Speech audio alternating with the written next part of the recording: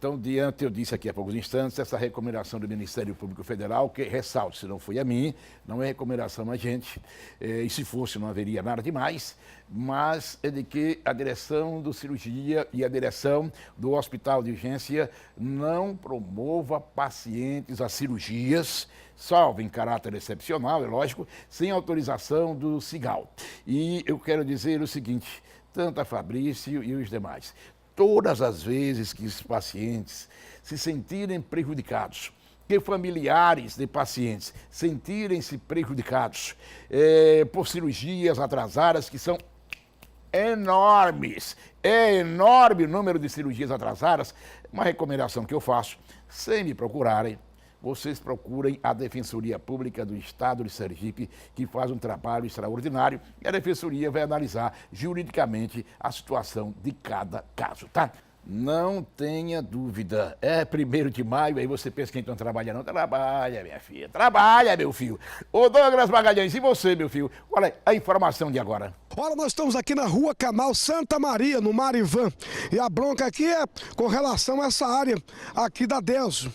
Com a área abandonada, vocês podem ver, pelo mato, portão aberto, e veja só, aqui tem uns tanques, um verdadeiro criatório de mosquito, e que vem trazendo muitos problemas para a comunidade. Vejam aqui, aqui dentro já jogaram lixo, aí quando chove fica o acúmulo de água, e aí os mosquitos, mostra aqui, ó, olha aí, um criatório de mosquito. E os moradores já não sabem mais a quem apelar, porque vem trazendo sérios problemas para a comunidade. Matagal que as pessoas, os drogados vêm fazer uso de drogas aqui.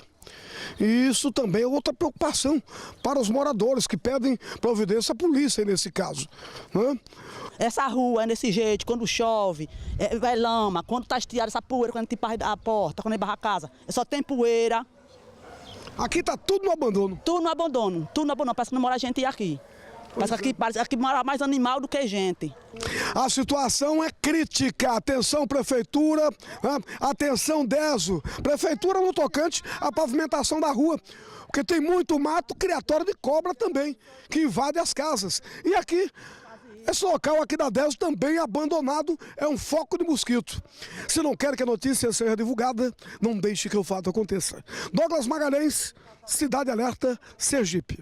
Cidade Alerta Sergipe na TV Atalaia, neste 1º de maio, dia do trabalhador. Aqui comigo, eu quero conversar com a minha querida Chequinha. Você viu que nós exibimos uma charge semana passada, fruto daquele crime que você anda cometendo. Que crime, rapaz? O de não pagar pensão alimentícia. A mulher gritou aqui no programa, mostrando o menininho aqui, rapaz, o bebezinho aqui, a Chequinha, e você sem pagar. De lá pra cá já resolveu, não? Já resolveu? Já resolvi, que é meu. É filho seu? Que não é meu. Filho é seu? Não. O filho é seu? É seu. O filho é seu? Ô Douglas Magalhães, Luiz Moura dirige o DIEESE em Sergipe. É o homem dos dados e dos números que interessam às classes trabalhadoras. Diga aí, Douglas. Olha, hoje é dia do trabalhador. Nós estamos aqui com o Luiz Moura, que é do DIEESE, e a gente vai conversar exatamente sobre o trabalhador. Ele tem o que comemorar, Luiz? Infelizmente não. Nós temos hoje 13 milhões de desempregados. Aqui nós estimamos algo próximo de 170 mil trabalhadores desempregados em Sergipe, 13% da população economicamente ativa. O Estado está sem pagar os servidores em dia. Nós temos incerteza para aqueles trabalhadores que estão empregados, que têm medo sempre de perder o emprego, para os que estão desempregados, a difícil procura de achar um novo trabalho para sustentar a sua família. Enfim, os empregos que têm sido gerados na economia de Sergipe e no Brasil têm sido aqueles empregos informais, sem carteira assinada e sem direito para os trabalhadores. Então, nesse dia 1º, infelizmente, nós não temos o que comemorar. Esses números que você passou, já houveram em outros períodos esses números, superior a esses números? Não, veja, nós tivemos agora no mês de março a divulgação do CAGED. Foram mais de 2.000 trabalhadores a menos no estado de Sergipe. É o terceiro pior número dos últimos 10 anos. Nos 3 primeiros meses do ano, nós temos mais de 4.000 trabalhadores a menos. É o pior número nos últimos 10 anos. Então, a situação do emprego, e aí, quando a gente fala de emprego, está falando de trabalhador, é uma situação extremamente ruim, né? Nós não estamos vendo perspectiva nesse ano de 2018 de reversão disso, porque as notícias que é de fechamento de empresa, a própria indefinição aí com relação à Fafem, à Petrobras, o Estado sem garantir muito do salário dos servidores e daqueles que prestam serviço para os terceirizados. Enfim, é uma situação que não sugere que irá melhorar até o final do ano.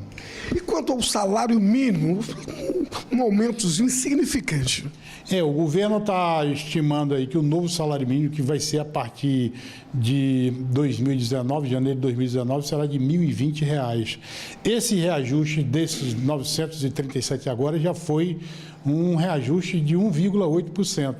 Então, é claro que na remuneração também nós temos tido queda da remuneração média do trabalhador, porque as pessoas, quando são demitidas, são as pessoas que as empresas, visando economizar, demitem aqueles trabalhadores que ganham mais. E quando contratam trabalhadores ganhando até 2 salários mínimos. Isso é muito ruim. É claro, porque tem reabatimento na vida do trabalhador, que ele ganha menos, quando ele consegue um emprego, e tem reabatimento no comércio, porque cai a renda média do trabalhador e ele fica sem capacidade de consumo. Então, que o patrão prefere mandar os que ganham mais para contratar aqueles que ganham menos? Invariavelmente sim, porque há muita oferta de mão de obra no mercado. Então, o empresário, na hora de reduzir custo, ele olha muito o salário dos trabalhadores, além de outros custos. Então, ele opta por demitir aquele trabalhador que já tem uma experiência profissional, que já tem mais de 10, 15, 20 anos na empresa, e contrata o trabalhador mais jovem ganhando menos. Luiz, essa situação de desemprego no país, em Sergipe, você vislumbra a possibilidade de reverter isso para quando? Nós acreditamos que se houver alguma possibilidade de reversão, será a partir de 2019. A própria situação política que está indefinida gera incerteza para o empresariado na hora de investir. Se não tem investimento, não tem emprego. E o governo tem feito o quê? O governo, infelizmente, acredito que tem piorado a situação, né? Essa lei trabalhista que entrou em vigor, ela estimula a demissão e a contratação de novas formas de contrato para o trabalhador. Veja que nós teremos trabalho intermitente, que o sujeito trabalha 1 hora, vai receber 1 hora, trabalha 2 horas, vai receber 2 horas. Teremos o trabalho do autônomo exclusivo, que poderá substituir aquele trabalhador que está na empresa e prestar serviço como se uma empresa fosse, não tendo encargo, não tendo FGTS, e não tendo 13º e muito menos hora extra. Então, essa forma nova de contrato, a meu juízo, tem estimulado as demissões de trabalhadores. Esses empregos fracionados, e ora, você trabalha 1 hora, 2 horas, vocês não podem melhorar não a relação patrão-empregado para trazê-lo de volta ao mercado de trabalho? Difícil. Tem aumentado esse tipo de contrato, o Ministério do Trabalho detectou isso na pesquisa dele. Normalmente, o setor que mais está fazendo isso é aquele setor de bares, restaurantes e hotéis, né? Ligado a esses setores, porque eu tenho o meu movimento num bar em determinado horário, contrato o trabalhador naquele horário específico. Quando terminou o movimento, eu demito o trabalhador e ele vai para casa, recebe 1 ou 2 horas. Só para atender o pico? Só para atender o pico daquele momento específico de trabalho. E se ele não for, ele pode pagar uma multa por ter não ido no dia que o patrão chamou ele. Todo jeito só sobra para o trabalhador. Luiz, muito obrigado. Obrigado, um bom 1º de maio aos trabalhadores. A gente entende que há uma dificuldade no mercado de trabalho, mas não devemos nos desanimar. Eu acho que a organização, a procura do seu sindicato, buscar algum tipo de ação no sentido de pressionar o governo para melhorar essa situação para os trabalhadores brasileiros. Se não quer que a notícia seja divulgada, não deixe que o fato aconteça. Douglas Magalhães, Cidade Alerta, Sergipe. Minha querida Gilmara, e qual é o último recado seu deste 1º de maio? Diga aí, Gilmara. Entre no maior jogo da história da sua vida. Tá esperando o quê? Olha só, a promoção Manda Prêmios. Você pode marcar um golaço e comprar sua casa própria. Concorra a até R$150 mil. Tem 10 mil toda semana e todo dia um prêmio de R$3 mil. Não perca tempo, pegue o telefone e ligue agora, olha, 99600 Participe de um super quiz e, cruze os dedos, prepare a torcida, porque você pode ser o campeão. Vou repetir o telefone, aí não perca tempo, liga agora, 99600 Promoção, olha só, Manda Prêmios. Preparou, ligou, é prêmio. E agora dá um confere no look do feriado, gostou? Sempre rosa chique, né? Com você, Gilmar. Tchau, tchau. Olha, Marcos Pinheiro é presidente da ACESE, que é a Associação Comercial do Estado de Sergipe. Recentemente, eu cheguei já no meio de uma reunião, eu participei com muito prazer, com muita alegria. Os empresários se reuniram com o deputado federal André Moura e aí eu tive a alegria de poder participar de parte da reunião. E você, Marcos, você falou sobre a necessidade de um cadastro de licenciamentos, de uma central de licenciamentos em Sergipe. Boa noite para você. O que significa essa central que vocês pleiteiam? Boa noite, Gilmar. Boa noite, ouvintes. E nós estamos levando a ideia e defendendo essa ideia com os parlamentares que a gente simplifique a vida do empreendedor. Como é que você simplifica a vida do empreendedor?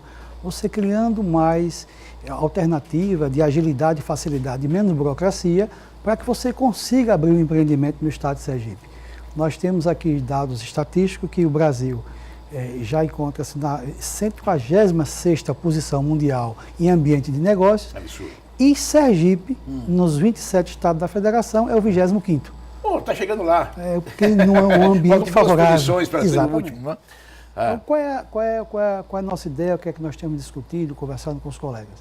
É que você pegue a Secretaria de Desenvolvimento Econômico, por exemplo, que é uma secretaria voltada para isso, a Secretaria de Desenvolvimento Econômico do município, e essas duas secretarias, Estado e município, se unam, desenvolvam um projeto comum de licenciamento conjunto, onde você possa facilitar a agilidade no licenciamento. Mas só o Estado e a Prefeitura de Aracaju? Não, é o Estado como um todo. Né?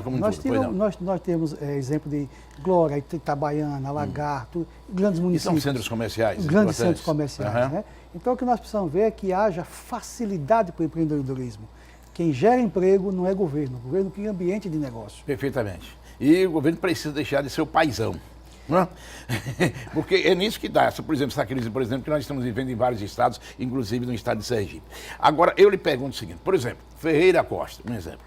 Quanto tempo Ferreira Costa, pelos números que vocês têm, passou para poder se instalar aqui em Sergipe, graças ao atraso do Poder Público? O Grupo Ferreira Costa levou dos 18 meses para fazer o licenciamento da obra em Aracaju. A mesma plataforma de obra que ele fez pelo Nordeste todo. Isso. Aí passou 18 meses para ser aprovada a proposta, que foi. Como é que funciona? Para o pessoal entender. Você tem inúmeros projetos. Você tem licenciamento ambiental, você tem licenciamento de Corpo de Bombeiros, você tem um conjunto de licenciamentos que eles funcionam como organismos independentes para uma mesma coisa. Então, o poder público precisa se comunicar dentro de uma esfera onde todo o viés para o desenvolvimento se comunique e não hajam como seres independentes e autônomos. Eles são autônomos pela legislação, mas devem ter um viés conjunto, devem estar todos caminhando em uma só direção, que é o desenvolvimento econômico. Quer dizer, mesmo empresas com benefícios fiscais, com incentivos fiscais, elas têm dificuldade de instalar-se em Sergipe. As dificuldades vai da grande empresa à pequena empresa, a dificuldade é a mesma. O que muda é o tipo de empreendimento. Para você ter uma ideia, nós temos a Associação Atlética Banco do Brasil. Pois não. Há 2 anos aguarda o licenciamento do Corpo de Bombeiros. Para quê? Para funcionar. Sabe por quê? Porque o Corpo de Bombeiros não tem estrutura. Eu acho que a estrutura, o corpo do Estado tem excelentes engenheiros, o Estado é dotado de profissionais maravilhosos. O que precisava é mudar essa forma de pensar e fazer algo voltado, repito, sempre para o desenvolvimento. Porque desenvolvimento quer dizer geração de emprego e renda e impostos. Então, por exemplo, a ABB está sem conseguir alugar o salão. Por que ela não consegue alugar o salão? Porque ela não tem uma licença do Corpo de Bombeiro. Existe um procedimento. Não é que o procedimento esteja errado ou certo. O procedimento precisa ser repensado. Nós estamos aqui para criticar o organismo A ou B. Exatamente. É facilitar o licenciamento. Não é dizer, quer abrir, abra amanhã. Não é assim, de forma nenhuma. Mas é facilitar. Não se admite, quer dizer, 2 anos, um salão, Sem funcionar. Sem funcionar. Aí você vê, 1 ano e 8 meses, aliás, 18 meses, 18 meses, 1 ano e 6 meses, no caso, né? Figueira Costa, com parece que 300 a 500 empregos, me parece um negócio desse, pelo menos é que noticia-se, e significa dizer um tempo inteiro com menos empregos instalados em Sergipe, que foi o período que a empresa passou sem poder se instalar. Isso você imagine, isso do pequeno ao grande, do pequeno empresário, do pequeno empreendimento. Nós temos hoje uma grande parte de todo o setor comercial que está à margem da lei. Por quê? Porque as novas regras impostas desconsideram o passado. Então, por exemplo, você hoje praticamente não pode mudar o seu comércio de lugar, porque existe um arcabouço enorme de legislação criada que você não consegue se adaptar. Então, eu acho que era preciso, as assessorias, seja de prefeito, seja de governo, seja a bancada federal, que isso é importante, criar leis que facilitem o desenvolvimento e não leis que dificultem o desenvolvimento. E, principalmente, dar prazos e criar ambiente de negócio para que você possa se adaptar àquela legislação. Veja, se você pegar todos os órgãos públicos, e aí eu vou botar a sua grande maioria sem exceção, nenhum dele cumpre as próprias normas que eles criaram. Nenhum deles. Nenhum deles. Mas exigem todos eles que essas normas sejam cumpridas pelo particular. Isso prejudica o desenvolvimento. Isso prejudica o crescimento econômico. Isso prejudica e desanima a pessoa que quer colocar o negócio. Porque as exigências, elas devem ser feitas, mas elas devem ser facilitadas. Por exemplo, o Estado do Rio de Janeiro, agora em várias partes do seu licenciamento, ela criou um ambiente inverso. Você tem 2 anos, ou seja, o poder público concede a licença automática para aquelas atividades de baixo risco e em 2 anos o poder público tem lá para fiscalizar. Mas fiscalizar dentro de um viés moderno, não um viés punitivo, o viés regulativo. Porque cada empresa que abre gera emprego gera renda gera impostos. Exatamente. E não o viés punitivo. O viés punitivo, ele é contra a economia pública, não porque o governo não gera recurso. Quem gera recurso é a sociedade. Aí, como você bem disse, ou seja, menos empregos, mais pais e família nas ruas desempregados. Mais informalidade. Mais informalidade, que é aquele emprego das ruas. Né? E também o que aqui nós temos, aliás, não temos, ficamos com menos impostos, menos arrecadação, maior crise para estados e municípios. É ser muito burro para não resolver esse problema. Estou me referindo às pessoas públicas que têm o dever de resolver. Nós precisamos apenas, Gilmar, eu coloco que nós temos que ter um viés diferente para pensar o problema velho. O problema já existe, mas nós temos que pensar de forma diferente. E para pensar de forma diferente, você tem que colocar na mesa os agentes e discutirmos as soluções, porque a associação comercial tem, por natureza, tem uma posição conciliadora e uma posição de colocar à sociedade, colocar para o poder público soluções. O que nos interessa são soluções. O que nos angustia é ver o pequeno empresário chegar lá e dizer que não consegue tirar uma licença. Que não consegue um financiamento porque não está com aquela licença. Que não consegue um empréstimo para melhorar o negócio. Aí ele é estimulado aqui? A informalidade. A informalidade, ou seja, a não pagar impostos. A não pagar impostos. Né? Porque ele não pode registrar a empresa, por causa do licenciamento que ele não tem.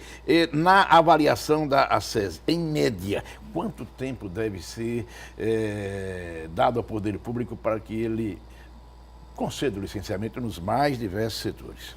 Ou seja, a instalação de uma empresa deve durar quanto tempo? Eu vou lhe apresentar por outra forma e que a sua compreensão e que o telespectador entendesse. Isso. Portugal e vários outros países estão visitando os empresários brasileiros, oferecendo local, recursos e facilidade para botar um negócio em Portugal. Portugal desenvolveu uma plataforma de negócios que interessa a Portugal e aquele empresário brasileiro de qualquer parte do mundo que se interessar em colocar um negócio, o governo português está levando para Portugal, financiando 70% do investimento e cedendo, inclusive, o local. O que é que o pequeno empresário, o médio ou grande empresário do Brasil tem para botar num negócio? Qual é o incentivo? A primeira coisa que ele tem que pagar é taxa. Ou seja, ele não produz, já está pagando. Então, é preciso pensar diferente. Nós temos que ter essa condição de pensar diferente. Incentivar o empreendedorismo nas escolas, incentivar o empreendedorismo desde os pequenos cursos, que nós temos apenas o SEBRAE, o SENAC e o SENAI, que procura fomentar o empreendedorismo. Isso. O resto tudo é órgão de controle, é órgão de fiscalização. Mas a cultura empreendedora, ela não existe. Porque ela não é estimulada pelo poder público, aquilo que você falou, de levar o empreendedorismo para as escolas. Já a partir do instante que a criança começa, então, a ter uma noção da vida, a noção de coisas mais importantes, ela tem que ser levada para a necessidade do empreendedorismo, porque ela pode ser, mais tarde, uma pessoa adulta empreendedora e não dependente fundamentalmente do Estado. O Estado que eu falo é município, são os estados, é a União, o governo federal, porque enquanto nós tivermos essa cultura de que o Estado em si, ele é o grande paizão, ou seja, ele é o paizão, nós não vamos ter um desenvolvimento que se aplauda. Você mostra aí o exemplo de Portugal. Eu estive lá e já li muito sobre isso. Portugal oferece a brasileiros, empreendedores, facilidades para a instalação de empresas lá em Portugal que o Brasil não oferece. Muito pelo contrário, dificulta. Dificulta e nós temos até uma situação para você ver que é uma situação anômala. Você tem um conjunto de regras e custos antes de você produzir. É verdade. E a outra coisa que o empreendedor brasileiro tem grande dificuldade é que você passa 60% do seu tempo para atender normas ou regulamentos ou fiscalizações. 20% você dedica à administração interna e pouco menos de 20% você dedica para se dedicar ao negócio. Então o empresário brasileiro, ou ele está atendendo uma notificação, ou ele está comparecendo ao Ministério Público para responder alguma coisa, ou ele está na Justiça do Trabalho, ou ele está na fiscalização estadual, na municipal, na federal, ou seja, ele está sempre envolvido com algum órgão que está sempre fiscalizando o que ele vai produzir para servir a sociedade. Então você perdemos o quê? Eficiência e qualidade. Para você ter uma ideia, o Grupo Gerdau, a mesma plataforma dela de fábrica que ela tem no Brasil, uma mesma plataforma de fábrica que ela tem no Chile, ela tem 45% menos de pessoas, ela tem quase 60% mais produtividade. Lá no Chile. Lá no Chile. Exatamente. Nós temos algo errado com a nossa economia. E com quase a metade dos funcionários. Não precisamos ir longe. Hoje, eu tive a oportunidade de ir na Colômbia, Gilmar. A Colômbia hoje é a queridinha da América do Sul, recebendo os investimentos do mundo inteiro, num turismo pujante, e que hoje um dos grandes produtos da Colômbia chama-se a segurança. Medellín, que já foi a cidade mais violenta do mundo, hoje exporta turismo e diz que é uma das cidades mais seguras do mundo, tem atraído investimentos e pessoas do mundo inteiro. Então nós não paramos para pensar ainda qual é o custo da violência na produção, qual é o custo da violência na economia, qual é a estabilidade que gera a violência, essa criminalidade exacerbada que nós temos, como efeito de desenvolvimento econômico. Então, acho que é um momento importante, nós estamos aí no meados de 2018, serão eleições estaduais, federais, e é preciso que a sociedade pense melhor para que futuro do Brasil nós queremos. Marcos, para terminar aqui, eu ouço sempre o seguinte, de que muitas empresas deixam Sergipe e vão, por exemplo, para a Bahia, lá depois de Itapecuru, que fica coladinha ao município de Tobias Barreto, porque lá há mais incentivos e os impostos em alguns serviços, eles estão com alíquotas menores. É verdade? É verdade. Infelizmente, é verdade. A matriz de impostos, a matriz de cobrança, a matriz energética, o desenvolvimento da Bahia tem sido algo muito bem. Sergipe tem passado por uma crise, além da crise que o Brasil passa. Isso é importante que a gente veja isso. E é importante repensar. Eu sempre convido as autoridades, repensem o que estão fazendo. Há 2 anos atrás, a sociedade se mobilizou contra aquele famigerado aumento do ICMS. É verdade. Você imagine, a sociedade pensa, que quem paga ICMS é o empresário, quem paga é a sociedade. Não tenha dúvida, porque não é está o no empresário preço. que paga, está no preço. Agora você imagine, aquela televisão que você comprou, 27,5%, é um tributo só. Agora você tem PIS, COFINS, ISS, você tem um monte de imposto, ou seja, você tem produtos, é como se o consumidor entendesse. Para você entender que você, a cada 1 litro de gasolina, você leva meio. O resto é imposto. Isso é perverso para a sociedade. É preciso diminuir o tamanho do Estado. Quando se fala em diminuir o tamanho do Estado, não é na educação, não é na segurança, não é na habitação, não é no saneamento básico. Para que o Estado precisa do centro de convenções? Faz uma parceria, entrega isso para a iniciativa privada. Era para as festas. Para que o Estado precisa de um teatro, Gilmar? Para que o Estado precisa de uma série de coisas que não é atividade fim do Estado? né? Isso é o Estado como um todo. Para que o Estado precisa de um parque? Integra isso para a iniciativa privada e vai se Não é que o concentrar. parque não deve existir, deve. É importantíssimo. Não é que o teatro não deve existir, deve. Mas não é atividade fim do Não Estado. é atividade fim do Estado. Meu caro, muito obrigado, viu? Agradeço, Gilmar. Muito obrigado, um abração para você, muito obrigado. Olha, é preciso amar as pessoas como se não houvesse amanhã. A gente volta amanhã, dia 2, e aí o Jornal do Estado. Boa noite.